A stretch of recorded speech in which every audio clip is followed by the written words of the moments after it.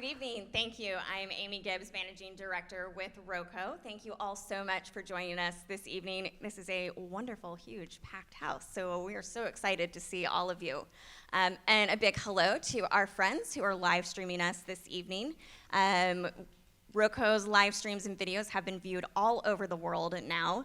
And I don't know if you know this, but our live streams all stay up, so you can go back and relive any ROCO concert you've ever experienced or maybe missed in the past anytime that you want. And we also audio record all of our concerts, and we have that all available for free listening on all major streaming services, so Spotify, Apple Music, Pandora, wherever you like to listen for your music. Just search for ROCO, and you can enjoy us there.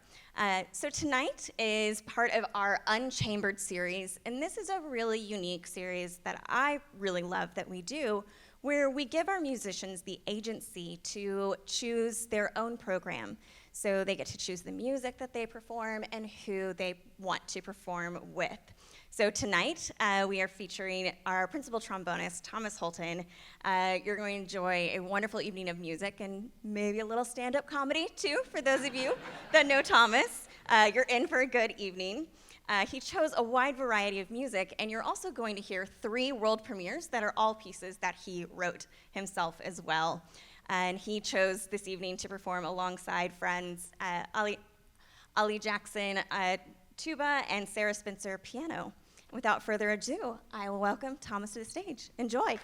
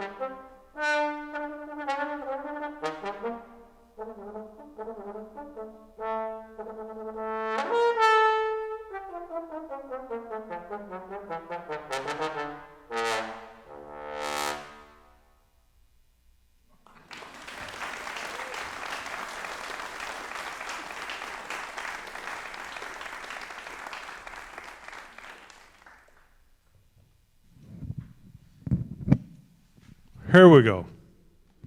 Can you see me? Great. Thank you so much for coming. It's so nice to have you here, and welcome to the Unchambered concert. It's great to see all my friends, old friends, new friends. I really hope you're going to enjoy this program. So the first piece that I played, it has a very cryptic title. It says Tuta och kör.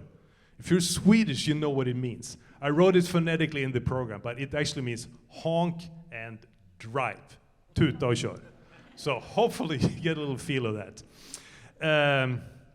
Before we get going here a little bit, on a little serious note here, this concert, I would love to dedicate this program to a great friend of ours, Christina Mendoza.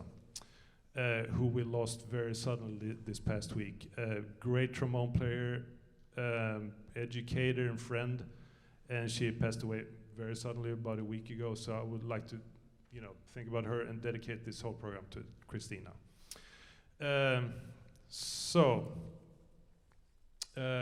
Let me now introduce my first friend to come and join me here. It's a great pleasure for me to have Sarah Spencer with me in this program. She's one of my best friends and absolutely fantastic pianist. We played a lot together. We will play a lot together in the summer too, right, actually. Yeah, we're doing Wicked together.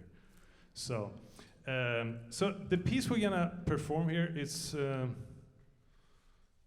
this one is actually written by a real composer. Camille Saint-Saens, he was a famous French composer. He made his debut as a performer at the age of 10. You have heard his pieces. If you ever, the piece, The Swan, from the Carnival of the Animals, you will know it. Even if you don't know the title, it's a cello piece, you will know it. He wrote the opera Samson and Delilah, great piece. He wrote the Third Symphony. And then for some reason, he wrote, at the end of his life, he wrote the solo piece for trombone and piano. And there's actually a little backstory to this one. It's dedicated to a player or a person named George W. Stewart. He was not French. He was actually American, and he was actually a trombone player in the Boston Symphony. And later he became the music director of in San Francisco. And when Camille Saint-Saens was very old, this was in 1915, he invited Camille Saint-Saens over to San Francisco. I mean, from Paris to San Francisco, back in the day, that was quite a journey. And so Saint-Saens came over there and played at this festival, and as a thank you note, he wrote the trombone piece that's called Cavatine. And of course, it's a standard piece in the trombone repertoire because we don't have a lot of pieces in the trombone repertoire. So, especially not by a real composer. But we hope you enjoy the Cavatine by Camille Saint-Saens.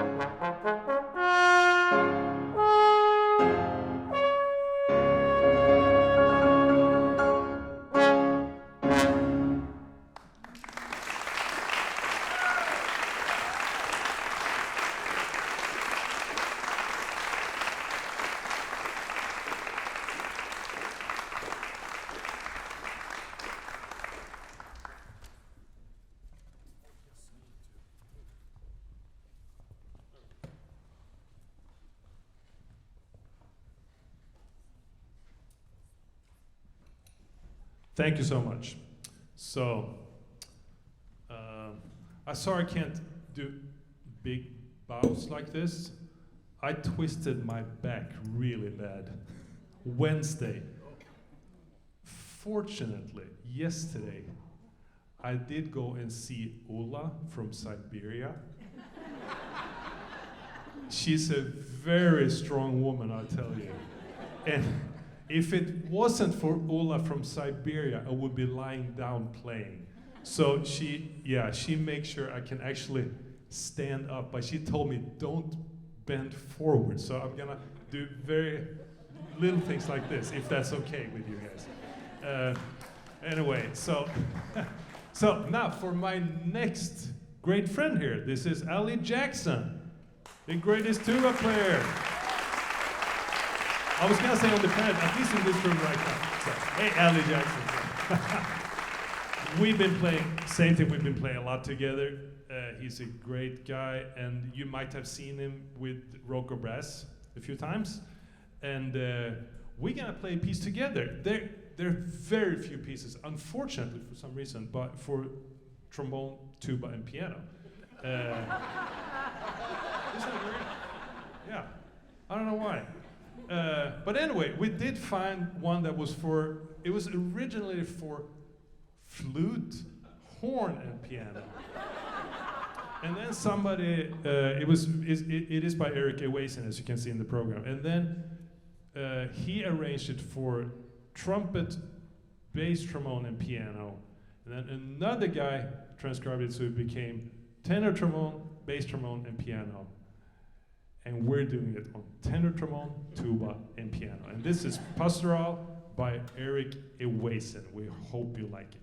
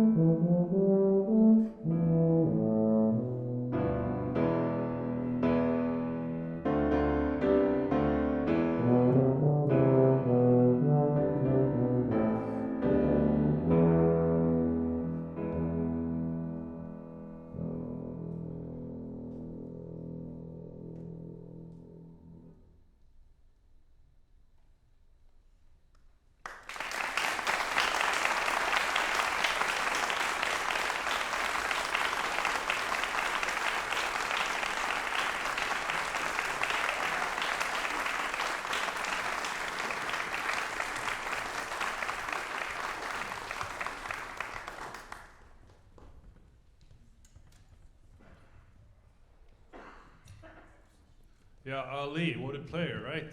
And he's great. Yes. And Sarah, of course. Okay, so now for the next world premiere. Sorry. Oh. I know it looks very weird. I have a tooth that sticks out. So I have to put a little wax here too. Do I need to No, it's good. pull What? that mic away from you again? Yeah, exactly. You need to take the wax. Yeah. Usually, eventually, Alicia she just has had it. So she grabs the microphone from me and she's like, you have to stop. But anyway, so now we have the slide sonata. I realized it has very basic names, this piece. So it's like, first move is valse, song, and then fête, which is, I guess, feast in French. But I started writing this piece like 15 years ago. I got through the first movement, okay, second movement, okay. Never got done with the third movement. I couldn't even start. I had no ideas coming to me at all. And then, not only we have two beautiful girls here. We also have the page turner. She also runs an orchestra. That's called ROCO. And she's like, okay, Thomas, you want to play a recital? And she's bugging me for pieces. And then I hit me, man, I'm gonna finish the sonata. There's nothing that makes your work like a deadline. So this is it. So this is the slide sonata. Hope you enjoy it.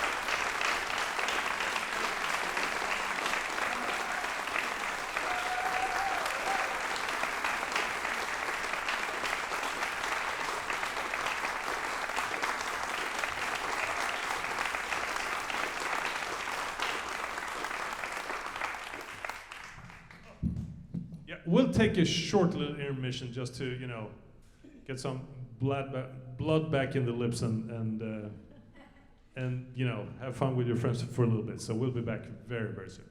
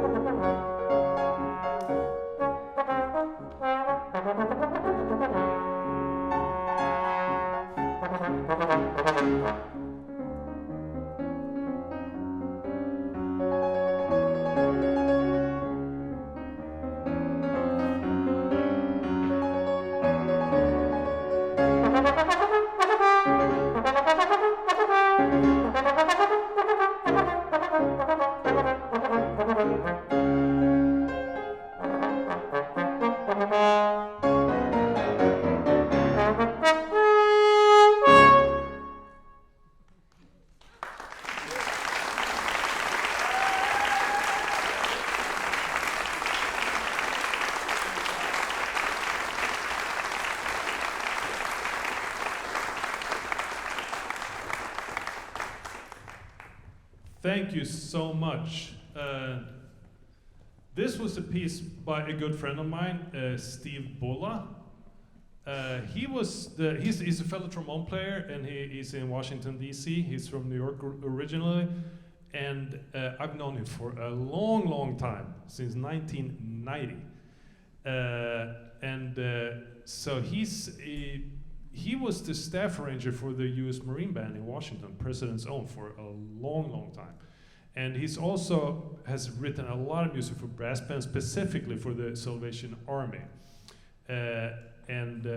So I played with Steve a lot. I see him a lot. And this piece, Diversions for trombone, it was written for the U.S. Marine Band. It's never been published. So actually, this whole concert, most of the pieces we're playing, they're not published. So it's kind of a secret concert, yeah.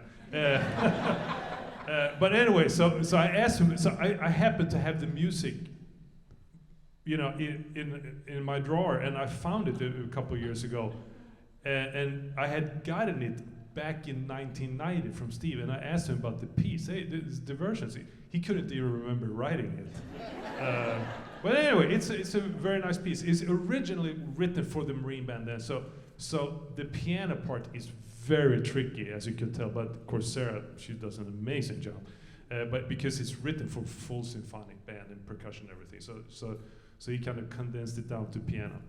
Okay, now for something completely different, as Monty Python say here. I'm gonna have my good friend Ali come. And I think this next piece is actually what screwed up my back Wednesday. Because we were here Ali had this brilliant idea. Let's stand up and play. I'm not much of a euphonium player to start with, and then standing up playing euphonium. But anyway, I will suffer through this for your sake. No, just kidding. So this is a little piece I wrote. It's a suite called 5 Miniatures.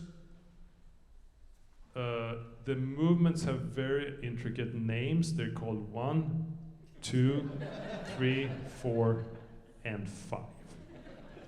And we hope you like it. It's kind of light-hearted, actually. It's short movements. I'm gonna stop talk right now. I'm gonna try to find my euphonium mouthpiece, and then we'll get going. Yeah.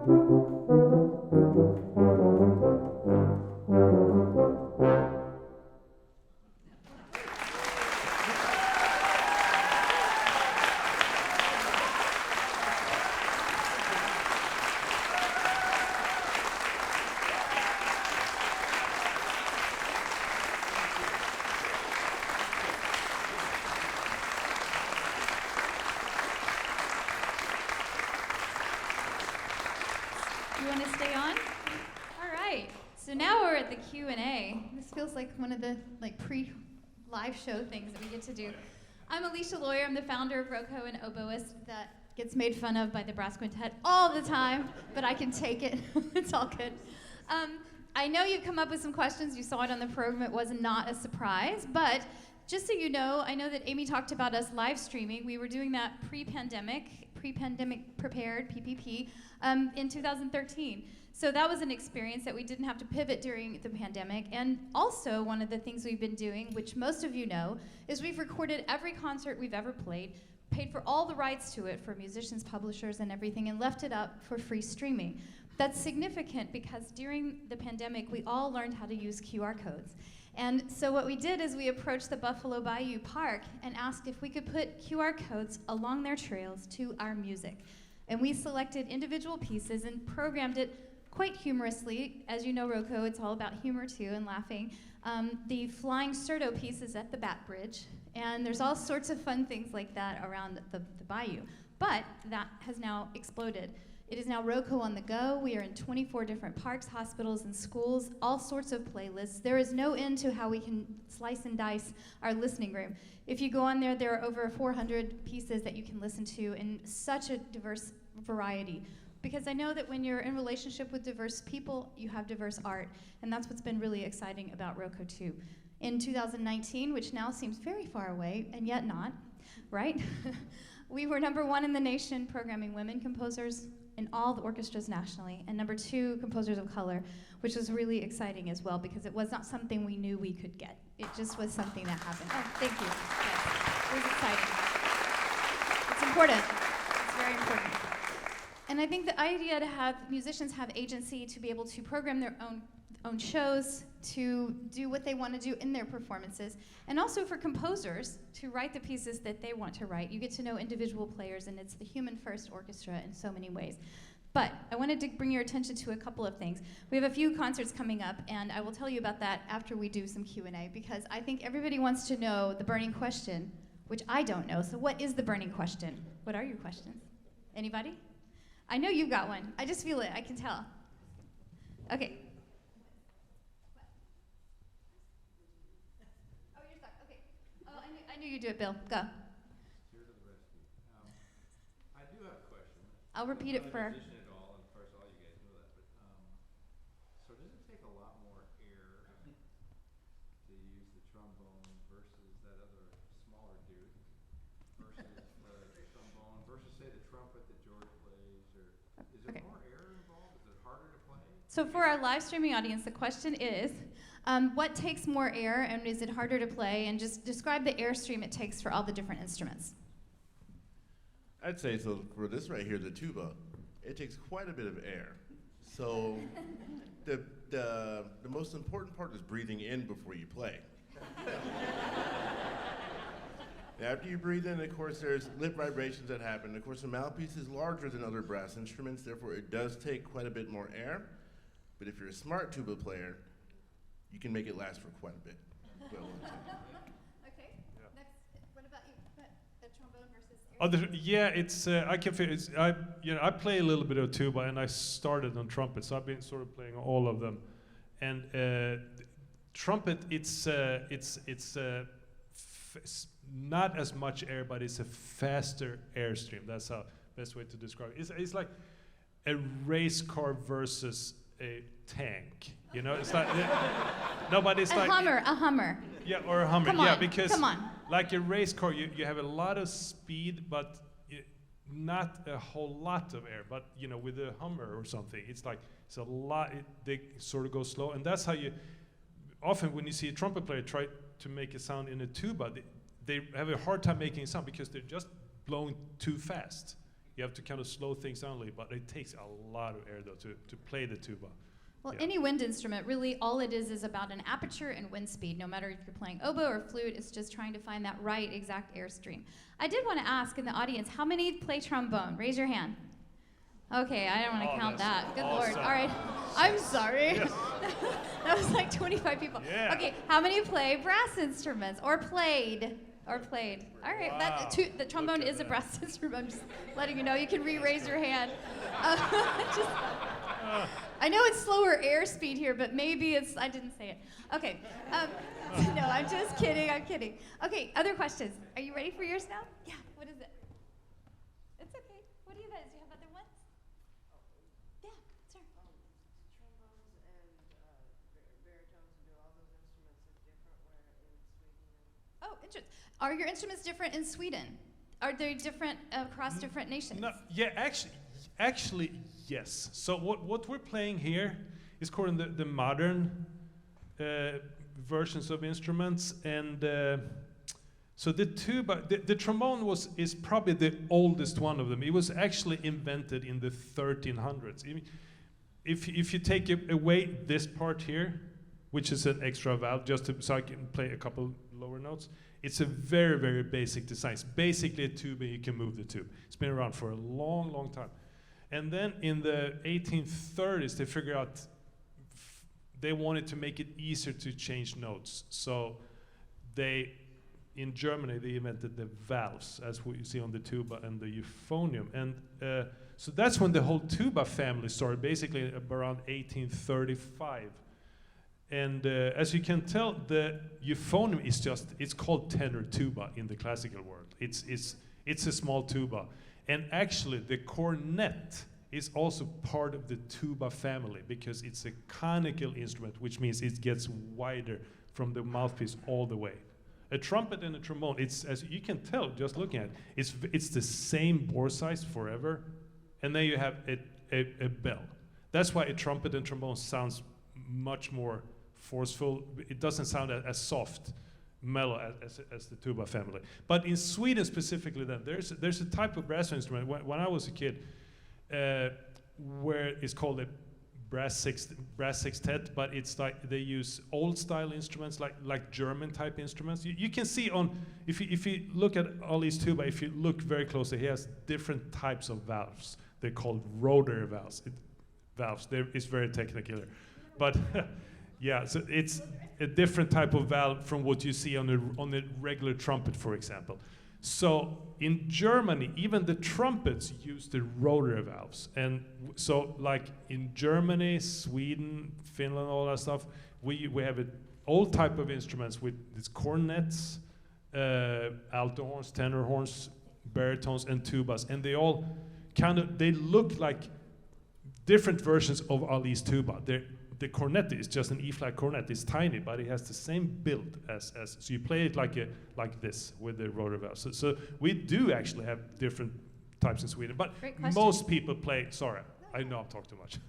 But I didn't interrupt you at all. But still, when you start on trombone, you will start on a modern instrument like this. So. I think I saw you had a question. Is that right? Or is anybody up over here? Yes. Hello. What made you switch from trumpet to trombone? Thomas, what made you switch from trumpet to trombone? Well, it's a couple of things. So I started playing trumpet because my dad had a trumpet lying around in the closet. So when I was 10 years old, I had played recorder for a couple of years, and you could pick an instrument. And we had the trumpet, so I picked trumpet. That was easy. But then I loved jazz, like old stuff. And my dad loved like Benny Goodman, Louis Armstrong, and all that stuff. So I listened to a lot of jazz when I was a kid. And I liked Harry James, who was from Beaumont, Texas, the greatest trumpet player on the planet. But I also liked Glenn Miller, who played trombone. I thought Glenn Miller looked really cool with trombone. So I kind of wanted to play trombone, and then I started playing I started going to Boy Scouts at the Salvation Army when I was 12 or something, 13.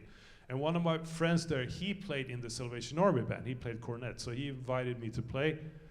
And after a couple of years, they needed a trombone player. So I was 13, and literally this is what happened. So it was right before school got out in the summer, we had a practice session at the Salvation Army. They took out an old trombone from the 30s, kind of spit on the slide, make sure it worked. And then the band director said, "Here you go." And he showed me the B-flat scale. Ba, ba, ba, ba, ba, ba, ba, ba. And it's like, okay, here you go. Go home and practice. So that's why, and then I got home and I couldn't stop playing. I thought it was so much fun. So I've never got a real job. So. You work with ROCO? Yes, I do have a real job. Yes, of course. And Ali, about yourself, did you start on the tuba? Did you start on this instrument? Well, the first actual instrument I played, I think I was 6 years old, and my brother, who's a trombone player, and my grandfather, who was a trombone player as well. Okay, when my brother would leave and go somewhere and leave his trombone home, I'd take it out and play it when he wasn't home. And I kind of taught myself to play trombone when I was in the 3rd grade. And then when I went to my grandparents' house, they had a cornet up in the attic. So my cousins went up into the attic when no one was watching. We got the cornet and started making horrible sounds on it. Because we had no idea. So then when it came time to pick an instrument in 6th grade, I put tuba as my first choice because my sister-in-law was a tuba player. And we went over to their house before my sister and brother-in-law got married, and I see this thing over in the dining room. I'm like, what is that? I just kept looking at it, and after about 10 minutes, she's like, would you like me to show this tuba to you? Would you like to see it because you're just staring at it? I'm like, yes, please. So went over there, got to move the valves, made a pretty good sound on it. So then when I went to have an instrument interview in middle school, I put tuba as my first choice, trombone, and then saxophone, because everyone wanted to play saxophone. And I played 2, 3 notes on the tuba, and the band director says, you're playing tuba, nothing else. That's it. And so that's Miss Adams, who's maybe watching from home right now. I still play. Also, who are band directors in here? That would be good to see. Yes, awesome. Look at all you guys. My dad is as well, and that's so great. Thank you for being here. Thank you for what you do for our schools. Seriously, you need a round of applause for that. Thank you. Okay.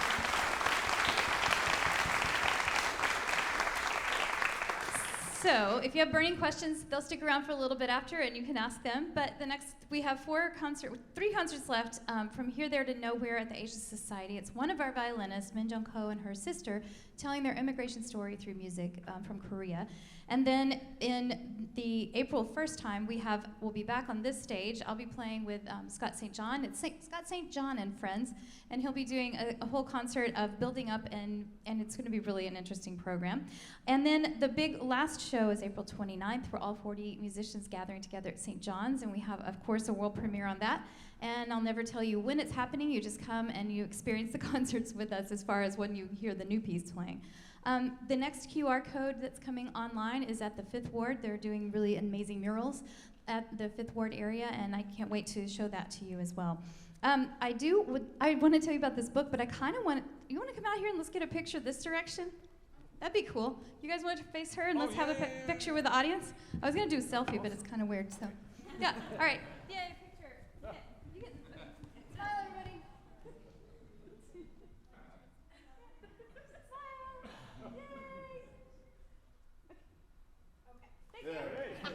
Super awkward. Love it.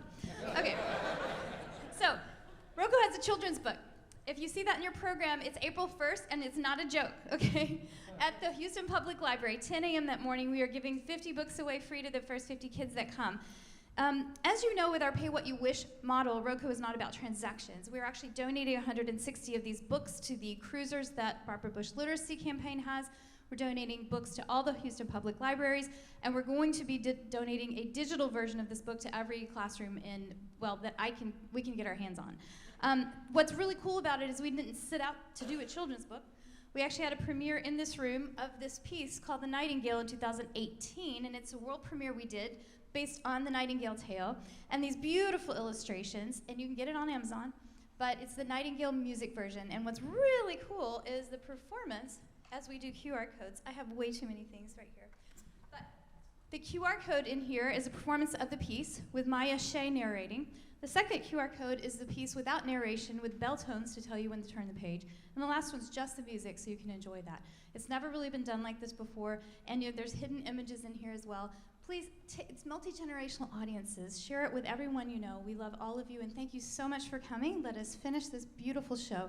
Thank you.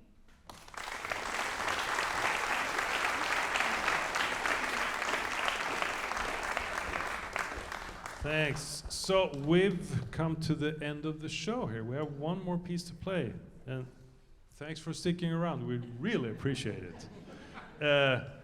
I can't think of a better title. This is Cheerful Comrades. And it's an piece, I'm guessing it's written in the 1930s. It's from the Salvation Army instrumental album. It has a date here, 1947. But I think actually it was printed in the 30s.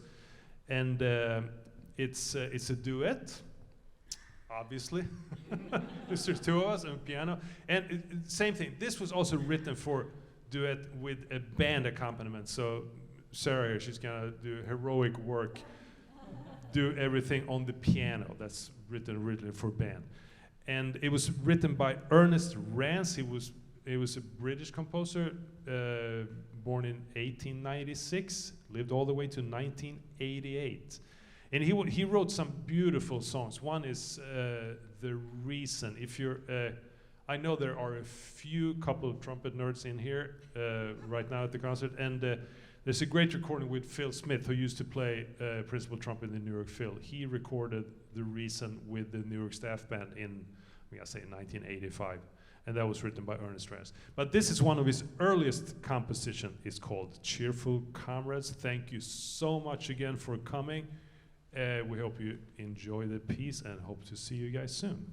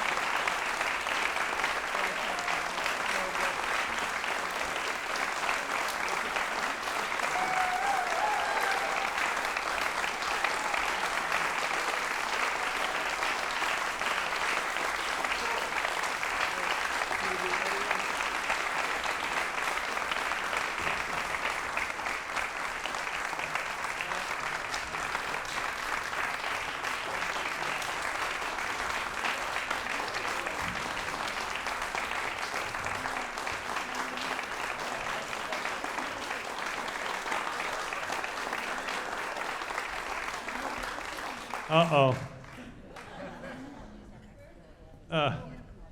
It's back in the dressing room in the New Yorker bag. I don't know. We do actually. We didn't think this was gonna happen, but we do have an encore. So, do we have somebody who can play the egg here? Okay, yeah. It's in the bag by my case. Okay, yeah. If we don't have somebody, Amy, do you play the egg? I could probably play the egg. Do you want to come and try? Yeah. Amy. Okay, I gotta tell you guys. So Amy, she's a trombone player and the band director. She brought her trombone and tuba students from Mont Bellevue to come to the yeah, isn't that awesome? Yeah. So, and she's also, I've heard her play the tambourine also. So. My daughter's a percussion Yeah. performance major. Oh, yeah, so you know, second. Yeah, yeah. Oh, you got it. Yeah. Awesome, yeah.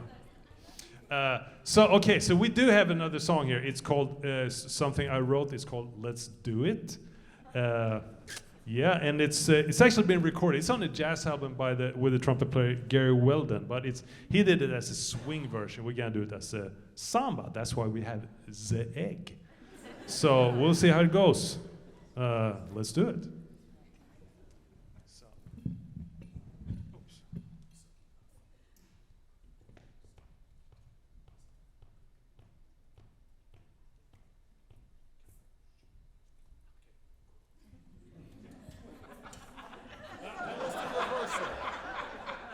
That's how we rehearse.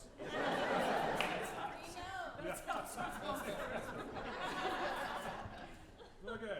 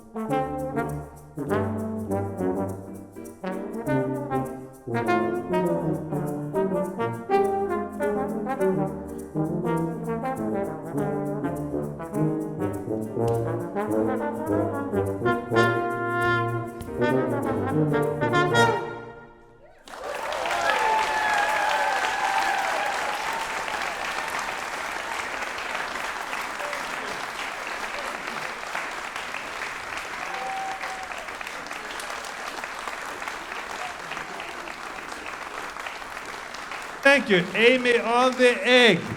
Wasn't that amazing? Yo! Thank you. Ali Jackson. Sarah Spencer.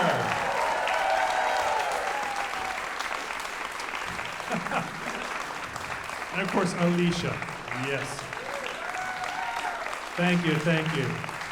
Friends, thank you so much for coming. This has been a blast. My wife Tina loves when I get to do these concerts because before the concerts, I'm all zen, all focused, all calmness at our house. So, yeah. Enjoy the rest of the weekend here. Thanks so much. Take care. Bye-bye.